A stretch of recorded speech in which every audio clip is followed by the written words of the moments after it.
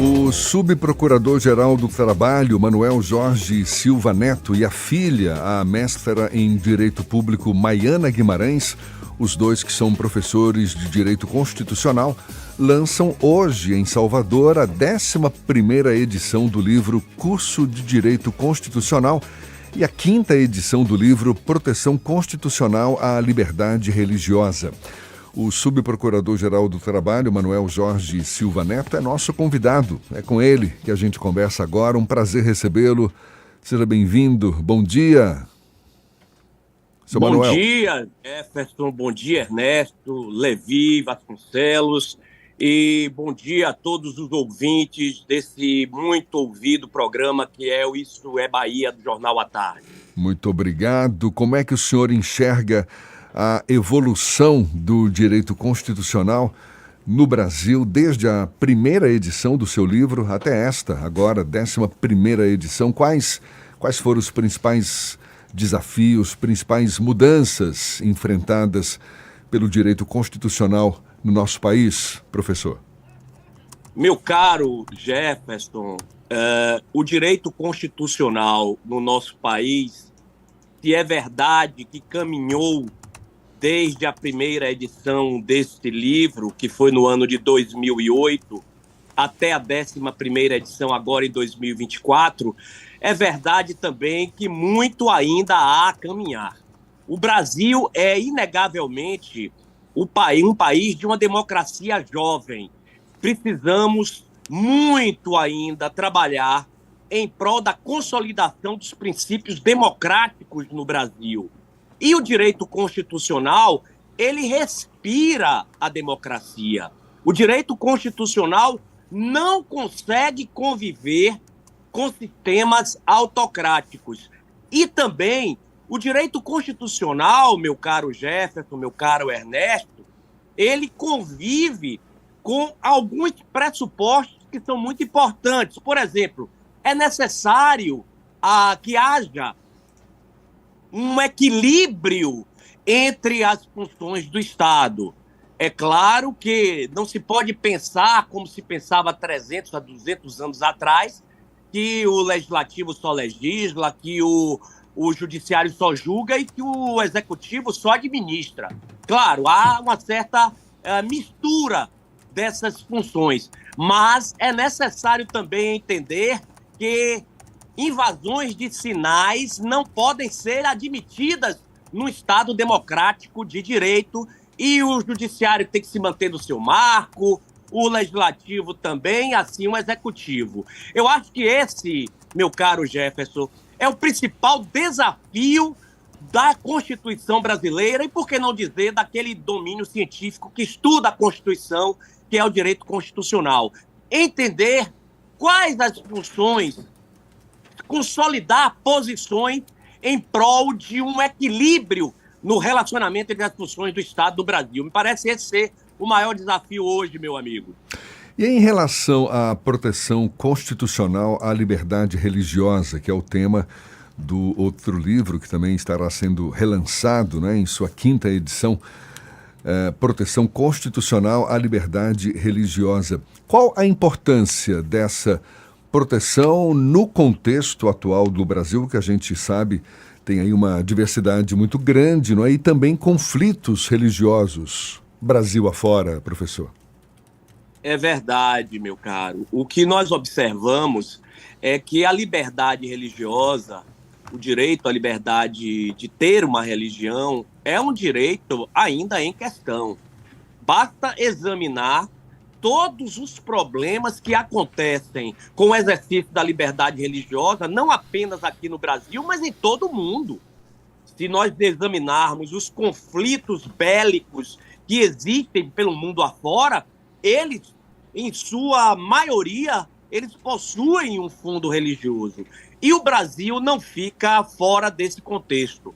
É necessário entender que o exercício da liberdade de religião, ele integra muito fortemente a individualidade da pessoa.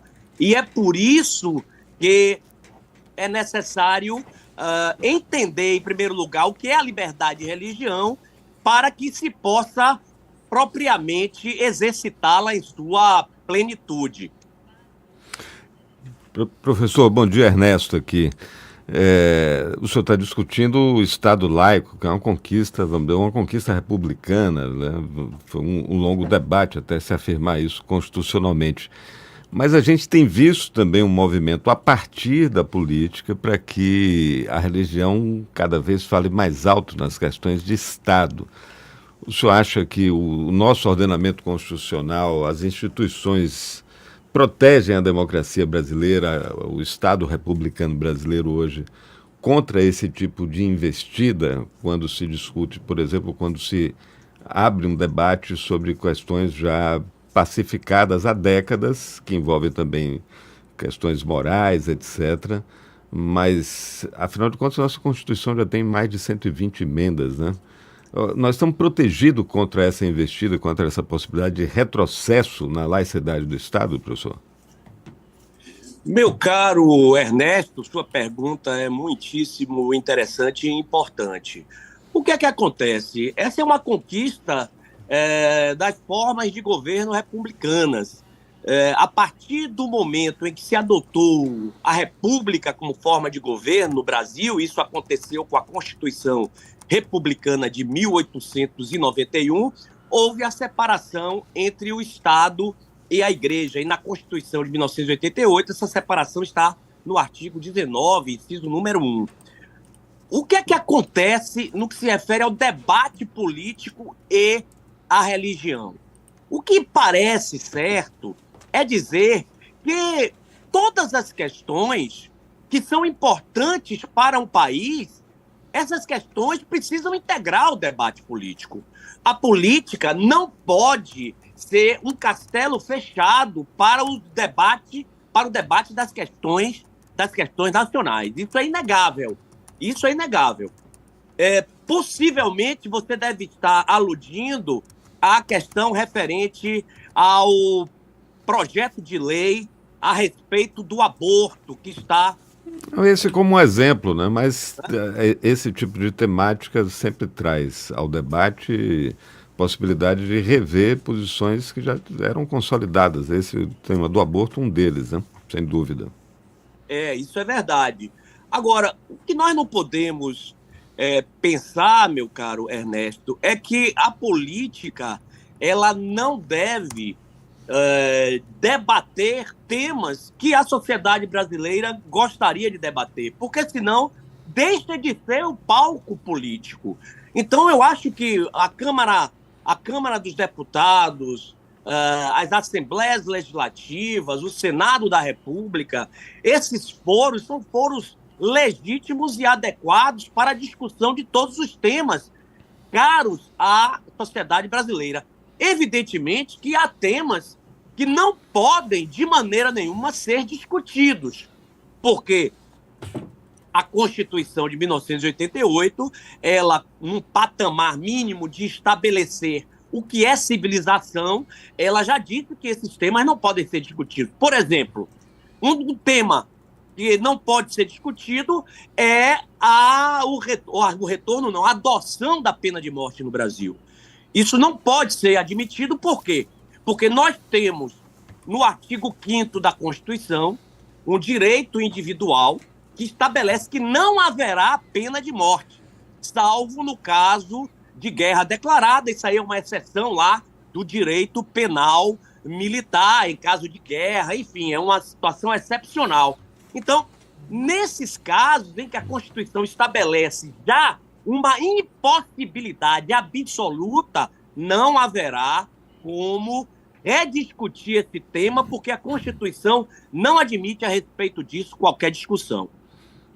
Professor, para a gente caminhar para o nosso encerramento aqui, a gente nesse cenário tão polarizado, tão diverso como o nosso, penso que uma grande questão é como garantir a imparcialidade e a eficácia das decisões judiciais relacionadas à liberdade religiosa, a outros direitos constitucionais. Muito obrigado, Jefferson, por sua pergunta. É verdade que por trás de uma caneta eu não diria caneta mais, por trás de um teclado, existe sempre uma pessoa que vive o mundo com seus valores. No entanto, ao decidir, existe uma Constituição. E essa Constituição é o texto que deve colocar forma às decisões que são produzidas.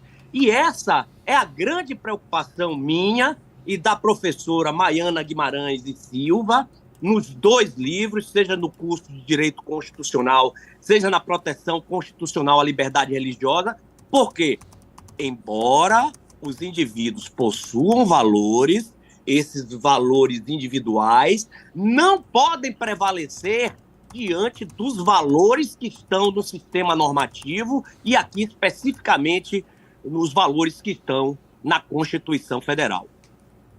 Muito bem, o subprocurador-geral do Trabalho, Manuel Jorge Silva Neto, ele, junto com a filha, a mestra em Direito Público, Maiana Guimarães, estarão lançando hoje em Salvador a 11ª edição do livro Curso de Direito Constitucional e a 5ª edição do livro Proteção Constitucional à Liberdade Religiosa. Eu não resisto, vou te fazer mais uma última pergunta. Colaboração entre pai e filha na autoria dessas obras, certamente oferecendo uma perspectiva única. Como é que foi esse processo de escrita conjunta e de que forma essa parceria influenciou o conteúdo, a abordagem dos livros, professor? Essa é a coautoria mais maravilhosa que alguém pode imaginar. Não é apenas um prazer intelectual escrever com a minha filha. Nós elaboramos essas 2 obras. Ela é professora de Direito Constitucional e eu nunca interferi nesse sentido. Ela é bacharela em Direito, ela é mestra em Direito Constitucional e é a inclinação natural dela para estudar as coisas da Constituição e fazer com que, nesse país com democracia tão jovem, seja consolidada a devida e indispensável cultura constitucional. Essa é a pesquisa que realiza minha filha de modo muito consistente, que é a respeito da cultura constitucional. Escrever com o próprio filho, aqui no caso com a própria filha, é dizer que simplesmente é encontro de almas, meu caro Jefferson Beltrão. É amor que se encerra e que se consolida em páginas de livro. Imagino. Deu até para sentir a emoção aí, viu? Certamente uma experiência única e parabéns, muito obrigado pela sua disponibilidade. Subprocurador-geral do Trabalho, Manuel Jorge Silva Neto, um dos autores desses 2 livros que estarão sendo relançados nesta sexta em Salvador, a 11ª edição do livro Curso de Direito Constitucional e a 5ª edição do livro Proteção Constitucional à Liberdade Religiosa, em parceria com a filha Maiana Guimarães. Professor, muito obrigado mais uma vez, sucesso sempre, um bom dia e até uma próxima, então.